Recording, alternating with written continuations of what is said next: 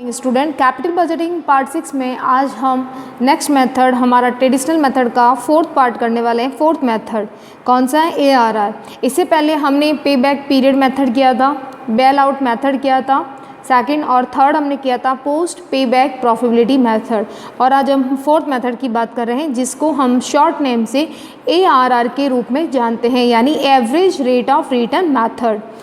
Exam की दृष्टिकोण से ये बहुत इंपॉर्टेंट मेथड है, इसका क्वेश्चन बनता है आपके। लेकिन ARR को हम डिफरेंट नेम से भी जानते हैं, जैसे accounting method, return on investment method, average rate of return method, unadjusted rate of return method, यानी कि इतने सारे नेम हैं किसके? ARR के, right. Rate of return on investment is calculate, यानी कि इस मेथड में हम विनियोग पर जो रिटर्न प्राप्त होती हैं उसकी रेट का कैलकुलेशन करेंगे, यानी कि जो हमारा आंसर रहेगा वो एक रेट के रूप में आएगा। Time factor is not taken into consideration, यानी कि इसमें समय कारक तत्वों को ध्यान में नहीं रखा गया है। समय कारक तत्व का यानी कि अभी प्रेजेंट में आपका क्या है और फ्यूचर में क्या हो जाएगा, इसका कोई भी इस बात का ध्यान नहीं रखा गया है। We have to find out its ARR and compare it with the minimum rate prescript by the top management for the acceptance of the project. देखिए, अगर आप ARR को फाइंड करते हैं तो कम से कम आपकी न्यूनतम प्रत्याय दर होनी ही चाहिए, तभी आपके उच्च प्रबंध के द्वारा इसे स्वीकार किया जाएगा प्रोजेक्ट को। The project can be accept if the ARR is equal or more than the prescribed rate, यानी कि जो हमने न्यूनतम दर है उसके बराबर या उससे अधिक आनी ही चाहिए आपकी रेट। सिंपल है कि ARR में या तो एक प्रोजेक्ट होगा जिसे हमें सेलेक्ट करना होगा, तो हम क्या करेंगे कि उसी प्रोजेक्ट को कम से कम वो आपकी प्रिस्क्राइब रेट से बराबर आनी चाहिए या बहुत ज़्यादा आनी चाहिए वो रेट। अगर आप बहुत डिफरेंट दो प्रोजेक्ट को लेकर कैलकुलेशन कर रहे हैं ARR की, तो आप उसी प्रोजेक्ट को चुनेंगे जिसकी ARR रेट ज़्यादा आ रही हो। क्लियर है हमको? जैसे कोई 12% आ रहा है और 10%, तो आप किसको सेलेक्ट करेंगे? 12% को। Long term investment project are evaluated by this method, यानी कि इस विधि के अनुसार दीर्घकालीन परियोजना का मूल्यांकन किया जाता है, यानी कि इसमें जो लंबे समय की योजनाएं रहेगी उनकी कैलकुलेशन की जाती हैं। ARR में कम से कम कैलकुलेशन करने के लिए दो तरीके बताए हैं या दो मेथड हो सकते हैं। पहला मेथड है आपका ARR ऑन इनिशियल इन्वेस्टमेंट, यानी कि एवरेज रेट ऑफ रिटर्न किस पे है? प्रारंभिक विनियोग पे। एक मेथड तो ये होगा और एक होगा आपका ARR ऑन एवरेज इन्वेस्टमेंट, यानी कि एवरेज रेट ऑफ रिटर्न किस पे आ रहा है? औसत विनियोग पर। यानी एक तो प्रारंभिक विनियोग पे निकाल सकते हैं और एक दूसरा हम औसत विनियोग पे निकाल सकते हैं। देखिए, इसके लिए क्या होगा? ARR का फॉर्मूला क्या होगा? ARR is equal to average net annual income after depreciation and tax. आपको याद होगा कि पे बैक पीरियड में हमने क्या किया था? हमने किया था बिफोर डेप्रिसिएशन और आफ्टर टैक्स, जबकि यहाँ पे हम क्या कर रहे हैं? डेप्रिसिएशन और टैक्स को रिड्यूस करने के बाद में ही हम अपनी इनकम का यूज़ करेंगे। और डिवाइड कर रहे हैं इनिशियल इन्वेस्टमेंट, जो कि क्वेश्चन में हमेशा गिवन होगा, उसको डिवाइड करना है और मल्टीप्लाई 100 से, तो हमारा क्या निकल जाएगा? ARR, यानी एवरेज रेट ऑफ रिटर्न। ठीक है। अभी सेकंड मेथड देखिए, सेकंड क्या बता रहा है कि जब आपको एवरेज इन्वेस्टमेंट पे कैलकुलेशन करनी है तो इसके लिए क्या होगा? ARR is equal to average annual income after tax and depreciation average investment. यहाँ पे हमने किया था इनिशियल इन्वेस्टमेंट, यानी जो विनियोग दे रखा है उसी को ही डिवाइड कर दिया, जबकि यहाँ पे हम क्या कर रहे हैं? एवरेज इन्वेस्टमेंट का यूज़ कर रहे हैं और मल्टीप्लाई 100, यानी कि अगर हम दोनों में देखें कॉमन क्या है कि यहाँ आपका जो ऊपर का रहेगा इनकम रहेगी वो आफ्टर डेप्रिसिएशन एंड टैक्स, यहाँ पे भी after depreciation and tax, but यहाँ पे इनिशियल इन्वेस्टमेंट ले रहे हैं यानी प्रारंभिक विनियोग, और यहाँ पे हम क्या ले रहे हैं? औसत विनियोग। ठीक है। और मल्टीप्लाई 100 पे करना है, क्योंकि मैंने आपको पहले ही बताया कि इसका जो आंसर होगा वो रेट में आएगा। ठीक है। चलिए, अब देखिए एनुअल डेप्रिसिएशन, जो कि आपने डेप्रिसिएशन वाले चैप्टर में बहुत पहले अकाउंट्स में देखा होगा कि डेप्रिसिएशन कैसे निकालते हैं। तो जो भी हमारा इन्वेस्टमेंट होता है, यानी जो हमारी कॉस्ट होती है, और उसमें से हम स्क्रैप वैल्यू यानी अवशिष्ट जो मूल्य रहता है उसको घटा देते हैं और नीचे इसका लाइफ प्रोजेक्ट को डिवाइड कर देते हैं, राइट। जो हम नॉर्मली डेप्रिसिएशन निकालते हैं वही फॉर्मूला है।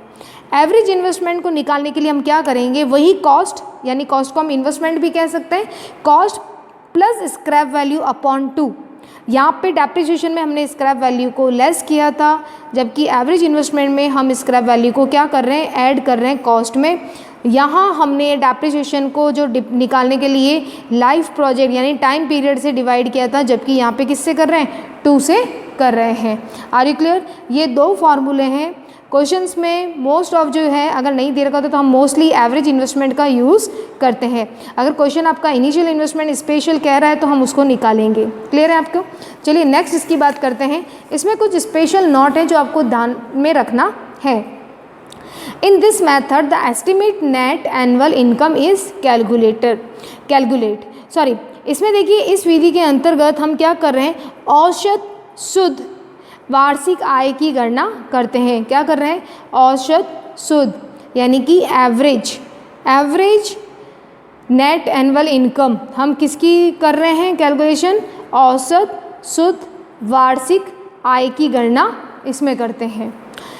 This average income is not based on annual cash inflow but it based on accounting theory, यानी कि जो एवरेज इनकम होती है वो रोकड़ प्रभाव पर यानी कैश इन फ्लो पे डिपेंड नहीं करती है, ये हमारी जो लेखांकन सिद्धांत होते हैं उसी पे डिपेंड करती है। क्योंकि देखिए कैश इन फ्लो वाले में तो हमने क्या किया था, बिफोर डेप्रिसिएशन आफ्टर टैक्स किया था, जबकि अकाउंटिंग थ्योरी के अनुसार हमें इनकम कौन सी लेनी है, आफ्टर टैक्स और after depreciation. This net income is after tax and depreciation and it is the average net annual income। ध्यान रखिएगा, ये सबसे इम्पॉर्टेंट पॉइंट है कि जो नेट इनकम यूज़ की जाएगी वो कर के बाद और आपके मूल्यह्रास के बाद की इनकम होगी। किसमें हम बात कर रहे हैं, ARR में। If net annual cash inflow is given in the project, अगर आपके क्वेश्चन में एनुअल कैश इनफ्लो दे रखी है तो हम क्या करेंगे, the average annual net income is obtained by deducting annual depreciation from annual cash inflow.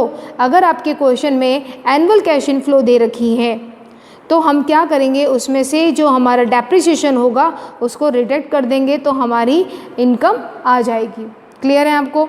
इस मेथड में ARR मेथड में आपको इसके डिफरेंट नेम के बारे में पता होना चाहिए, अलग अलग नाम है जो आपको बता दिया था, जैसे return on investment, average rate of return, unadjusted rate of return. ठीक है, इसमें फिर 2 फार्मूले बताए थे, एक आपको बताया था प्रारंभिक विनियोग के आधार पर इनिशियल इन्वेस्टमेंट के बेस पे, और सेकंड फार्मूला था हमारा किस पे था, एवरेज इन्वेस्टमेंट के बेस पे बताया था। तो यानी 2 फार्मूले, एक तो आपका इनिशियल वाला है इनिशियल इन्वेस्टमेंट का, और दूसरा बेटा किस पे था, एवरेज इन्वेस्टमेंट पे। क्लियर है? तो ये 2 फार्मूले आपको बता दिए थे। कुछ नहीं करना है, डिवाइड इनिशियल इन्वेस्टमेंट से करेंगे और यहाँ हम एवरेज इन्वेस्टमेंट से डिवाइड करेंगे। ठीक है, इस मेथड में जो है हम मोस्टली क्या निकाल रहे हैं, एवरेज निकाल रहे हैं। कैश इन फ्लो का अगर दे रखा होगा क्वेश्चन में तो हम डेप्रिसिएशन को लेस कर देंगे, जिससे हमारी क्या आ जाएगी, नेट एनुअल इनकम आ जाएगी। इसको हम एक क्वेश्चन से सॉल्व करते हैं, उस क्वेश्चन से आपको बहुत ज़्यादा इजी से समझ आ जाएगा। देखिए, जैसे हम एक एग्जांपल लेते हैं, एक कॉस्ट दे रखी है, एक मशीन है, उसकी कॉस्ट दे रखी है 60,000, स्क्रैप वैल्यू दे रखा है 12,000 का। ठीक है, इनकम बिफोर, यानी ये जो इनकम आ रही है वो बिफोर डेप्रिसिएशन और टैक्स ड्यूरिंग फर्स्ट से 5 ईयर। देखिए सारी चीज़ें दे दी आपको, कॉस्ट दे दिया, स्क्रैप वैल्यू दे दिया। अब आपको जो इनकम दी है बेटा वो डेप्रिसिएशन के और टैक्स से पहले की दे रखी है। यहाँ पे आपको टैक्स रेट दे रखी है 50%, तो हमें ARR कैलकुलेट करना है। तो सिंपल सी बात है, पहले से ही हमारे दिमाग में इस लाइन को अंडरलाइन करना है कि हमें कैलकुलेशन क्या करनी है। अगर यहाँ पे होता कि आफ्टर डेप्रिसिएशन एंड टैक्स तो हम डायरेक्ट इसको यूज़ करते। क्लियर है? इसको क्या करते, प्लस करके इसका एवरेज निकाल के और हम इसको यूज़ कर लेते। लेकिन यहाँ पे क्या दे रखा है, यहाँ पे बिल्कुल क्लियर दे दिया कि बिफोर डेप्रिसिएशन एंड टैक्स है, तो हमें सारा रिडक्शन होगा वो करना होगा। तो इसके लिए हमने एक टेबल बनाई है, calculate of average income after depreciation and tax. इसके लिए देखिए हमने क्या कॉलम बनाए, सबसे पहले ईयर का कॉलम हो गया, या इसे हम पर्टिकुलर कॉलम कह सकते हैं। 5 साल का आपको दे रखा है तो 1 2 3 4 5 ईयर्स ये हो गए। फिर एक टोटल का कॉलम बनाया और एक एवरेज का कॉलम बनाया है। क्लियर है आपको? इससे आपका क्वेश्चन करने का जो तरीका होगा या क्वेश्चन करना वो बहुत ईजी हो जाएगा, और ये वैसे भी बहुत इंपॉर्टेंट एग्जाम्पल है। देखिए सबसे पहले हम लिखेंगे इनकम बिफोर डेप्रिसिएशन टैक्स। तो पहले साल का दे रखा है क्वेश्चन में, कितना दे रखा है, 12,000 दे रखा है, क्लियर है। सेकंड में दे रखा है 14,400, तीसरे साल में दे रखा है 16,800 का दे रखा है, चौथे साल में कितना दे रखा है, फोर्थ ईयर में 19,200, पाँचवें ईयर फिफ्थ ईयर में दे रखा है 24,000, और यहाँ पे टोटल कर ली, इन सबको ऐड करके यहाँ पे टोटल का कॉलम है तो 86,400 हो गया, क्लियर है।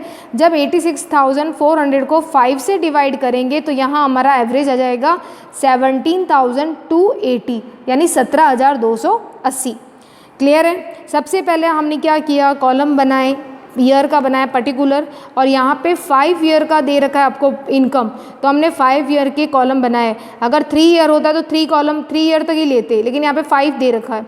उसके बाद टोटल, क्योंकि टोटल इसलिए लिखा है क्योंकि टोटल से हम एवरेज बहुत आसानी से निकाल सकते हैं। तो यहाँ पे हमने इनकम बिफोर डेप्रिसिएशन टैक्स की सारी अमाउंट लिख दी जो क्वेश्चन में दे रखी थी।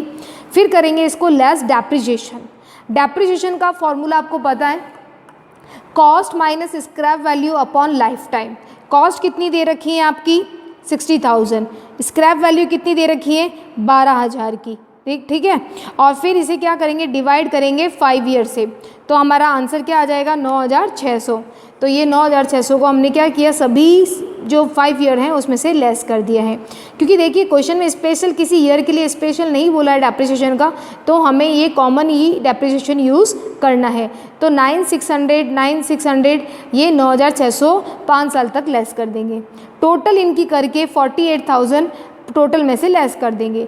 फिर हम जब इसका 5 से डिवाइड करेंगे तो वापस क्या आएगा, वही 9,600 एवरेज आ गया, वो हमारी एवरेज इनकम वाले में से लेस कर देंगे, क्लियर है आपको। उसके बाद में टैक्स, डेप्रिसिएशन लेस होने के बाद क्या करेंगे, टैक्स, और टैक्स रेट कितनी है 50%। तो यहाँ पे हमारा लेस करने के बाद आ गया है नेट इनकम बिफोर टैक्स, यानी डेप्रिसिएशन तो हमने लेस कर दिया। अब 2,400 आ गया है फर्स्ट का, सेकंड आ गया 4,800, थर्ड का आ गया 7,200, चौथे का आपका कितना गया 9,600, और फिफ्थ का आ गया है 14,400, क्लियर है आपको ये लेस करने के बाद। और टोटल में जब हमने 86,400 में से लेस किया 48,000 को, तो आ गया हमारा 38,400। एवरेज में से लेस किया तो आ गया 7,680।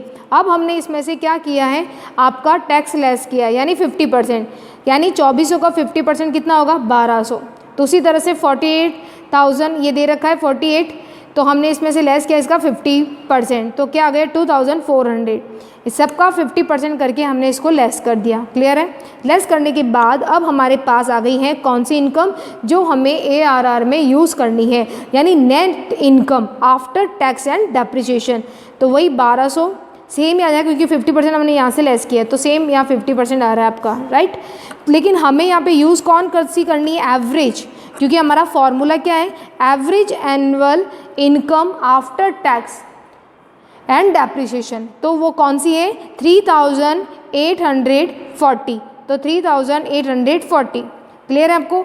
अब एवरेज इन्वेस्टमेंट निकालना है। एवरेज इन्वेस्टमेंट का फॉर्मूला क्या था, cost plus scrap value upon 2, cost plus scrap value upon 2। तो कॉस्ट कितनी दे रखी है क्वेश्चन में 60,000, स्क्रैप वैल्यू कितनी दे रखी है 12,000, अपॉन करेंगे 2, तो हमारा इसको कैलकुलेशन करने के बाद कितना आया 36,000। तो हमने यहाँ पे एवरेज इन्वेस्टमेंट ले लिया 36,000 और मल्टीप्लाई किया 100 से, तो ये हमारा आंसर आया है रेट में 10.67%। तो हम क्या करेंगे, इसी रेट को हम क्या मानेंगे, ARR की रेट मानेंगे। अगर मुझे इसमें क्वेश्चन में दे रखा होता कि आपको जो एवरेज रेट ऑफ रिटर्न है वो इनिशियल इन्वेस्टमेंट से निकालना है, तो हम क्या करते हैं, यहाँ पे इनिशियल इन्वेस्टमेंट के लिए हम वही एवरेज का तो कॉमन रहता 3,840। इनिशियल इन्वेस्टमेंट कितना होता, इनिशियल इन्वेस्टमेंट कितना दे रखा है 60,000, यानी पूरा का पूरा जो प्रारंभिक विनियोग है, जो 60,000 कॉस्ट दे रखी है क्वेश्चन में, वो के वो यूज़ करेंगे और मल्टीप्लाई कर देंगे 100 से। तो यहाँ हमारा बिल्कुल जो एवरेज है उससे कम आएगा आपका 6.40%। तो जो इनिशियल इन्वेस्टमेंट होता है उसकी रेट कम आएगी, जबकि एवरेज इन्वेस्टमेंट से निकालेंगे तब हमारी रेट ज़्यादा आएगी, वो है 10.67%। आई होप आपको समझ में आया होगा। तो नेक्स्ट वीडियो में हम अपना नया मेथड, मॉडर्न मेथड को देखेंगे। Thank you.